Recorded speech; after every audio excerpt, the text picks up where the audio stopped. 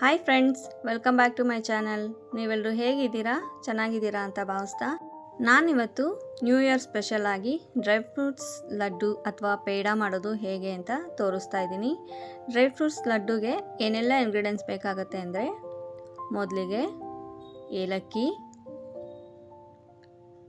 ಪಿಸ್ತಾ, ಗೋಡಂಬಿ,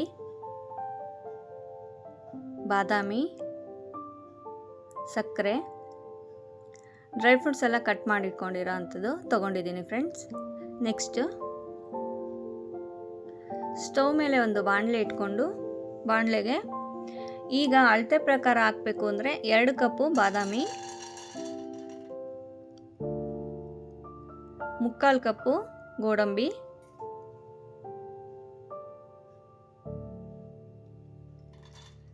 1/4 ಕಪ್ಪು ಪಿಸ್ತಾ ತೊಗೊಂಡಿದ್ದೀನಿ.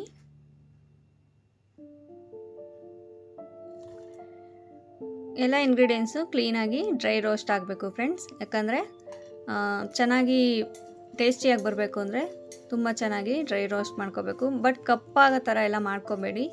ಮೀಡಿಯಮ್ ಫ್ಲೇಮಲ್ಲಿ ನಿಧಾನಕ್ಕೆ ಸ್ವಲ್ಪ ಚೆನ್ನಾಗಿ ಹುರ್ಕೊಬೇಕು ಫ್ರೆಂಡ್ಸ್. ಡ್ರೈ ಫ್ರೂಟ್ಸ್ ಎಲ್ಲ ಯಾರಿಗಾದರೂ ಇಷ್ಟ ಆಗಲ್ಲ ಅಂದರೆ ಈ ರೀತಿ ಕೂಡ ಟ್ರೈ ಮಾಡಿ ತಿನ್ಬೋದು. ಯಾಕಂದರೆ ಚಿಕ್ಕ ಮಕ್ಕಳುಗಳು ಹಾಗೆ ಕೊಟ್ಟರೆ ತಿನ್ನಲ್ಲ. ಈ ರೀತಿ ಮಾಡಿಕೊಟ್ರೆ ತುಂಬ ಚೆನ್ನಾಗಿ ಇಷ್ಟಪಟ್ಟು ತಿಂತಾರೆ ಫ್ರೆಂಡ್ಸ್. ನೋಡಿ, ಈ ಥರ ಚೆನ್ನಾಗಿ ಡ್ರೈ ರೋಸ್ಟ್ ಮಾಡ್ಕೋಬೇಕಾಗತ್ತೆ.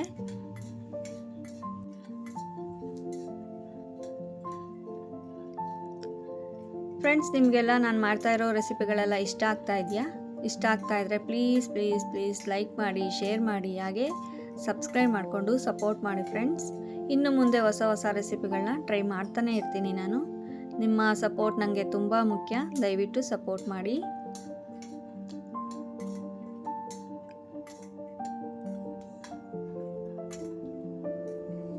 ನೋಡಿ, ಈಗ ರೋಸ್ಟ್ ಮಾಡ್ಕೊಂಡಿದ್ದು ಆಯಿತು. ನೋಡಿ, ಈ ರೀತಿ ರೋಸ್ಟ್ ಮಾಡಿಕೊಂಡ್ರೆ ಸಾಕಾಗತ್ತೆ. ನೆಕ್ಸ್ಟ್ ನಾವು ಒಂದು 5 ರಿಂದ 10 ನಿಮಿಷ ತಣ್ಣಗಾಗಕ್ಕೆ ಬಿಟ್ಬಿಡೋಣ ಫ್ರೆಂಡ್ಸ್. ಈಗ ಡ್ರೈ ಫ್ರೂಟ್ಸ್ ಎಲ್ಲ ತಣ್ಣಗಾಗಿದೆ. ನೆಕ್ಸ್ಟು ಒಂದು ಮಿಕ್ಸಿ ಜಾರ್ ತೊಗೊಂಡು, ಮಿಕ್ಸಿ ಜಾರಿಗೆ ಈಗ ನಾವೆಷ್ಟು ಕ್ವಾಂಟಿಟಿ ಡ್ರೈ ಫ್ರೂಟ್ಸ್ ತೊಗೊಂಡಿದ್ದೀವಿ ಅದನ್ನು 2 ಬ್ಯಾಚ್ ಆಗಿ ಗ್ರೈಂಡ್ ಮಾಡ್ಕೋಬೇಕು ಫ್ರೆಂಡ್ಸ್. ಸೇಮ್ ಅಳತೆಯಿಂದನೇ 2 ಬ್ಯಾಚು ಗ್ರೈಂಡ್ ಮಾಡ್ಕೊಳ್ಳಿ.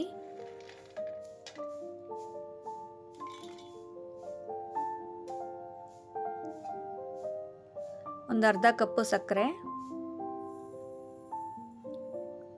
ಹಾಗೆ ಒಂದು 3 ರಿಂದ 4 ಏಲಕ್ಕಿ,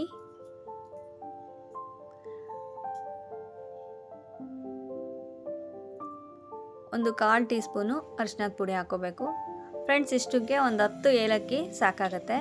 ಜಾಸ್ತಿ ಹಾಕೋಬೇಡಿ, ಫ್ಲೇವರ್ ಜಾಸ್ತಿ ಆಗಿಬಿಡುತ್ತೆ. ನೋಡಿ, ಈಗ ಚೆನ್ನಾಗಿ ಗ್ರೈಂಡ್ ಮಾಡ್ಕೋಬೇಕು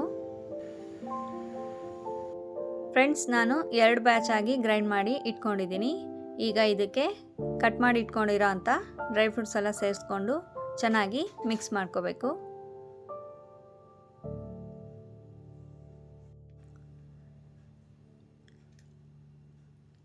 ಚೆನ್ನಾಗಿ ಎಲ್ಲ ಮಿಕ್ಸ್ ಆದಮೇಲೆ ಚಿಕ್ಕದಾಗಿ ಉಂಡೆ ಶೇಪಲ್ಲಾದರೂ ನಾವು ಡ್ರೈ ಫ್ರೂಟ್ಸ್ ಲಡ್ಡು ಥರ ಮಾಡ್ಕೋಬೋದು. ನೋಡಿ, ಈ ಥರ ಚಿಕ್ಕದಾಗಿ ಉಂಡೆಗಳ ಶೇಪ್ ಆದರೂ ಮಾಡ್ಕೋಬೋದು. ಅಥವಾ ನಮ್ಮ ಮನೇಲಿ ಮಕ್ಕಳಿದ್ದಾರೆ, ಅವರಿಗೆ ಸ್ವಲ್ಪ ಯೂನಿಕ್ಕಾಗಿ ಏನಾದರೂ ಮಾಡಿಕೊಡ್ಬೇಕು ಅಂದರೆ ಈ ಥರ ಪೇಡ ಪ್ರೆಸರ್ ಇದ್ದರೆ ನಿಮ್ಮ ಮನೇಲಿ ನೀವು ಪೇಡ ಶೇಪ್ ಬೇಕಾದರೂ ಮಾಡಿಕೊಡ್ಬೋದು. ನೋಡಿ, ಇದು 5 ಡಿಸೈನ್ಸ್ ಇರುತ್ತೆ, ಯಾವುದಾದ್ರೂ ಟ್ರೈ ಮಾಡ್ಬೋದು. ನೋಡಿ, ಈಗ ಪೇಡ ಪ್ರೆಸರಲ್ಲಿ ಉಂಡೆಗಳನ್ನ ಪ್ರೆಸ್ ಮಾಡ್ಕೊಳ್ಳೋಣ.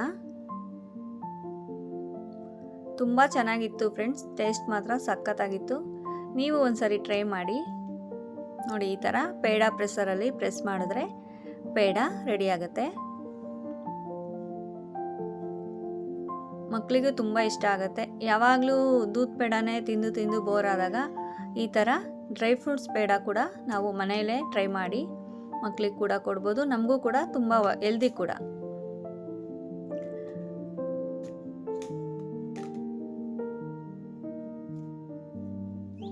ಡ್ರೈ ಫ್ರೂಟ್ಸ್ ಎಲ್ಲ ತುಂಬ ಒಳ್ಳೆಯದು ನಮ್ಮ ಹೆಲ್ತಿಗೆ ಕೂಡ ನಮ್ಮ ಬಾಡಿ ಕೂಡ ಈ ಥರ ಚಳಿಗಾಲದಲ್ಲಂತೂ ತುಂಬ ಒಳ್ಳೆಯದು ಅಂತಲೇ ಹೇಳ್ಬೋದು.